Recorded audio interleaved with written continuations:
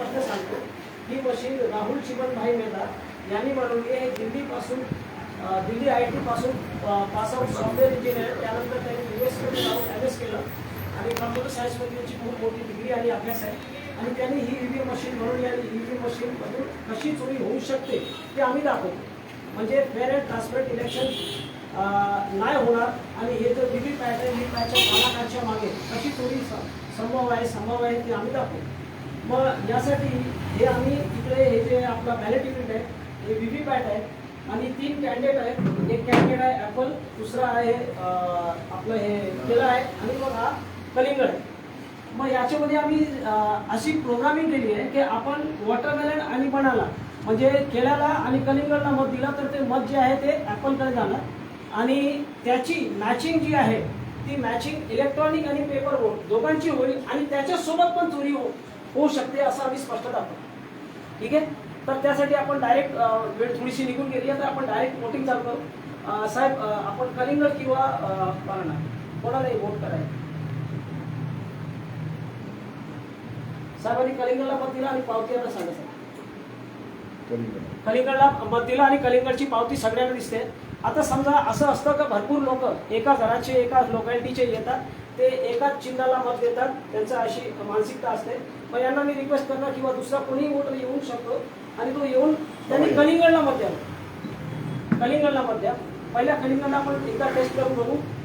मग 2 लोक आले, 2 लोकांनी कलिंगडला मत दिलं आणि तुम्ही बघू शकता तुम्हाला पावती कशाची दिसली सर बोला सगळ्यांच्या. मग 2 वोटर आले, दोघांनी कलिंगडला मत दिलं आणि कलिंगडची पावती बघितली आणि जर आपण याच्यामध्ये जर चेक केलं तर इलेक्ट्रॉनिक वोट 2 कलिंगडचे आले पाहिजे आणि पावती पण 2 कलिंगडचे आली पाहिजे.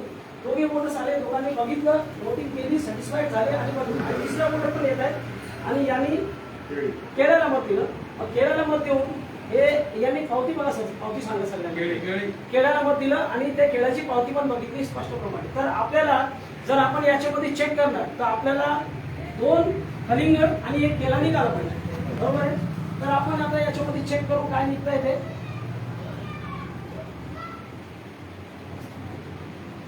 सगळ्यांनी बघा. कोणाने सफरचंदाला मत नाही दिलं, सफरचंदाची पावती नाही बघितली आणि आपण इकडे स्पष्ट बघतोय की सफरचंदाला मत पडलं. केळ्याला जे लास्ट मत दिला तर केळ्याला मत आहे. वॉटरमेलनला मत दिलं, वॉटरमेलनचं मत जे आहे तर दुसरा मत चोरी झाला आणि याला गेलं. मग आपण याला मॅच करून बघू. जे आपण भरपूर बघतोय, भरपूर पक्षाध्यक्षांचे लोक EVM विरोधी, त्यांना आम्ही फेक EVM विरोधी म्हणतो, त्यांच्यामुळेच भारतामध्ये EVM मशीन आली आहे. आपण चेक करून बघू का हे काय येतं इलेक्ट्रॉनिक वोट बरोबर याची काउंटिंग मॅच करा. मग कितीही जर आपण मॅच करायला इलेक्शन कमिशनकडे गेलो आणि मॅचिंग करायला गेलो ती आरामात मॅचिंग होईल. आणि म्हणून ठामपणे असे लोक आहेत जे बिंदास असं बोलतात की तुम्ही मॅचिंग करून बघा काय होणार नाही, ते सगळे चोरी पकडली जाणार. त्यांना माहिती आहे का चोरी नाही पकडली जाणार. आणि हे EVM मशीनचा डेमो जे आहे ते भरपूर लोकांनी बघितलंय, भरपूर पक्षाध्यक्षांनी बघितलंय. त्याच्यावर आपण नंतर येऊ. पण आपण एकदा बघून घेऊ की ही चोरी झाली कशी. तर आपण हीच वोटिंग किंवा अशी सारखी वोटिंग परत बघू आणि एकदा परत सांगू. हे परत बघून घ्या. इकडे कुठलाही वोटिंग नाहीये, काही नाहीये सर. तशीच वोटिंग एकदा परत आपण करू आणि नंतर पहिला मत करा सर. हे कलिंगडला मत दिलं आणि कलिंगडची पावती बघितली आणि मग कोणी काय नाही बोलू शकत बाबा माझी स्टोरी झाली काय झालं. मग त्यानंतर कलिंगडला मत दिल्यानंतर पावती बघितल्यानंतर आपल्याला दुसरा वोटर दुसरा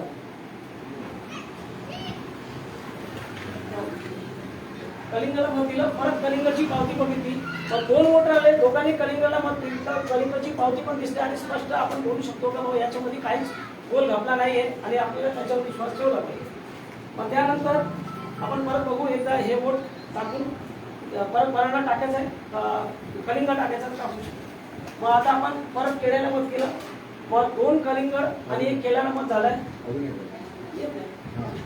याचा केळं मशीनला तयार होईल. मग नेक्स्ट वोटर आला, त्याने पण केळ्याला मत दिलं. पावती बघा सर आणि बोला सगळ्यांना. 2 वोटर आले, 2 वोटरांनी पहिले कलिंगडला मत दिलं, नंतर 2 वोटर आले, 2 केळ्याला मत दिलं. असे 4 मत पडले आणि एकाने पण सफरचंदाला मत नाही दिलं. मग आता आपण रिझल्ट बघू याच्यामध्ये रिझल्ट काय येतं आणि ती चोरी नेमकी कशी घडू शकते ते आपण बघू. एकाने पण सफरचंदाला मत नाही दिली आणि 2 मत सफरचंदाला गेले आणि सफरचंद इलेक्शन जिंकलाय. सफरचंद इलेक्शन जिंकलाय. आणि परत आपण इलेक्ट्रॉनिक वोट बरोबर याला मॅचिंग करून बघू. कितीही इलेक्शन कमिशन आपण मॅचिंग केली तर जर हा प्रोग्राम इलेक्शन कमिशनच्या मशीन मध्ये आहे तर मॅचिंग होणार. मग आता त्याच्यामध्ये हे आहे का नाही आहे हे त्यांनाच माहित आहे. आणि आम्ही त्यांना असं बोललोय का स्पष्ट का बाबा तुम्ही तुमची मशीन द्या, हा प्रोग्राम आम्ही त्याच्यामध्ये टाकून हे करून दाखवतो. पण अजून आम्हाला रिस्पॉन्स नाही झाला आणि याचा पुरावा म्हणून हे इलेक्शन कमिशनला इलेक्शन कमिशनचा मॅन्युअल आहे. तो इलेक्शन कमिशनचा जो मॅन्युअल आहे तो असं म्हणतो की ईव्हीएम आणि व्हीव्हीपॅटची कॉस्टिंग 38,000 रुपये. आम्ही इलेक्शन कमिशनला 40,000 रुपयाचा डीडी दिला आणि त्यांना म्हटलं का तुम्ही तुमची मशीन द्या, आम्ही याच्यामध्ये हे करून दाखवतो. अजून काय उत्तर आला नाही. हे लोकसभापासून आहे. लोकसभापासून हे लेटर पण आहे. ह्या लेटर हँडवर आम्ही त्यांना दिलंय आणि त्यांना तेव्हापासून आम्ही हे बोलतोय की तुम्ही तुमची मशीन द्या. हे लेटर कोणी वाचू शकतो. डीडी नंबर वगैरे सगळं डिटेलमध्ये आहे. हे ट्विटर वगैरेमध्ये आम्ही भरपूर पसरवलं आहे. भरपूर लोकांनी हे लेटर पसरवलं आहे पण अजून त्यांच्याकडून काय उत्तर नाही आहे. ते जेव्हा बोलवतात या मशीनमध्ये काय करून दाखवा तर एक फेक शब्द यूज करतात. तो फेक शब्द आहे हॅकिंग करून दाखवा. याच्यामध्ये हॅकिंग हे ईव्हीएम मध्ये पॉसिबल नाही आहे.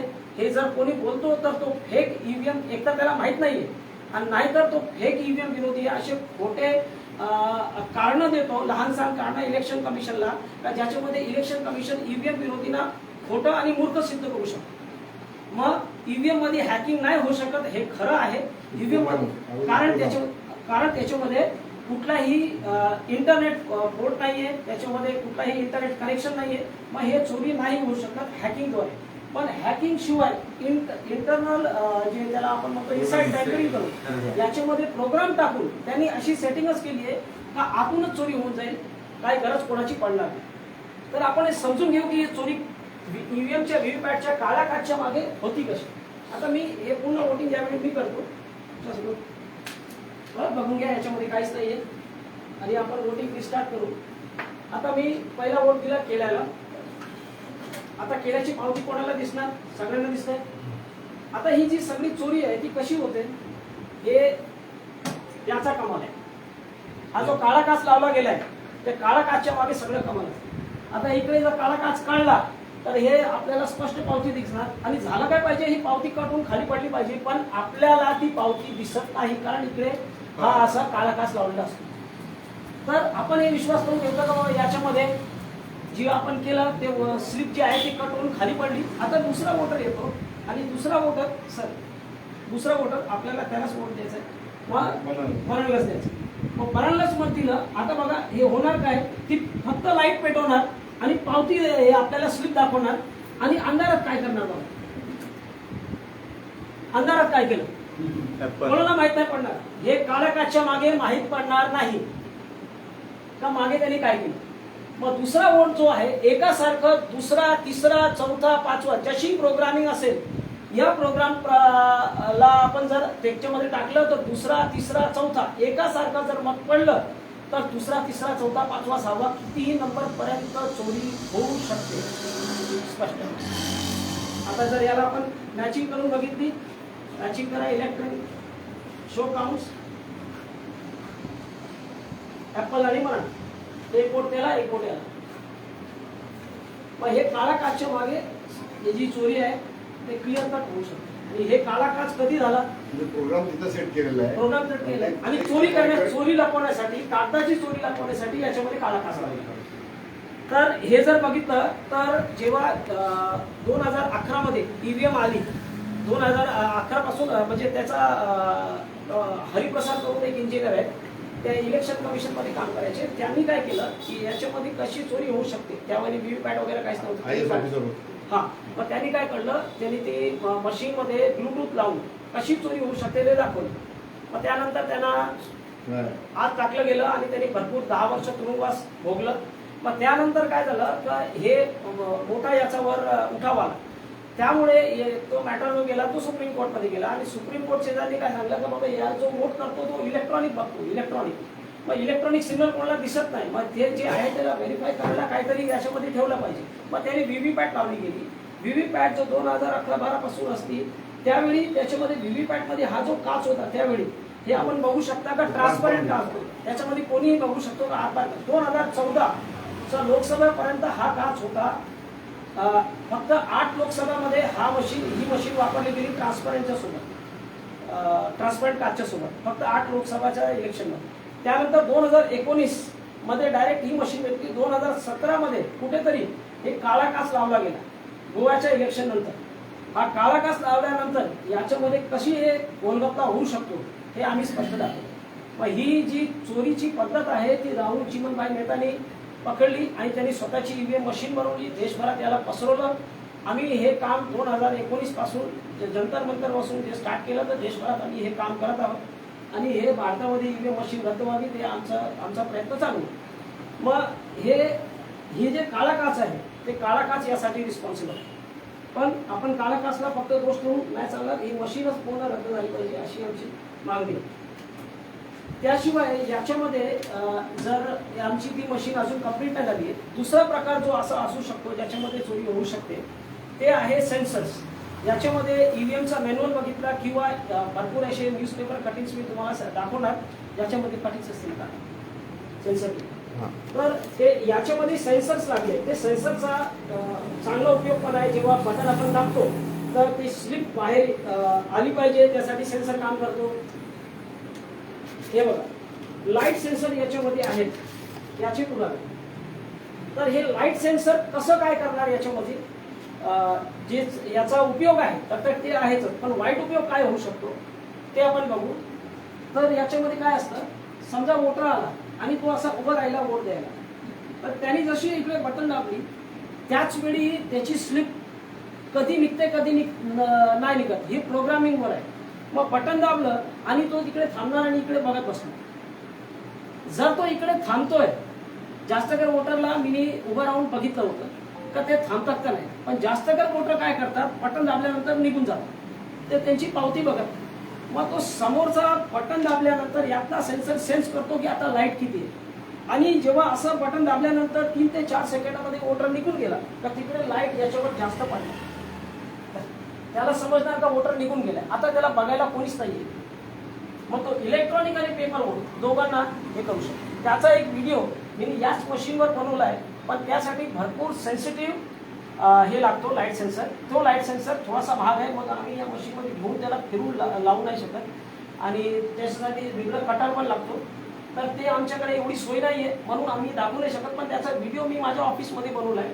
त्याच्याबरोबरती मी लाईट घेऊन मोबाईलचा लाईट घेऊन याच्यामध्ये ते कसं होईल ते दाखवलं होतं किंवा इकडे सेन्सर मी बाहेर काढलं होतं, तर त्याचा व्हिडिओ मी दाखवतो. हे 2 प्रकार आहेत, या 2 प्रकारे इकडे अशी चोरी होऊ शकते. हे आपण कोणी बोलू शकतो, मला बोलायला पण प्रॉब्लेम नाही आहे.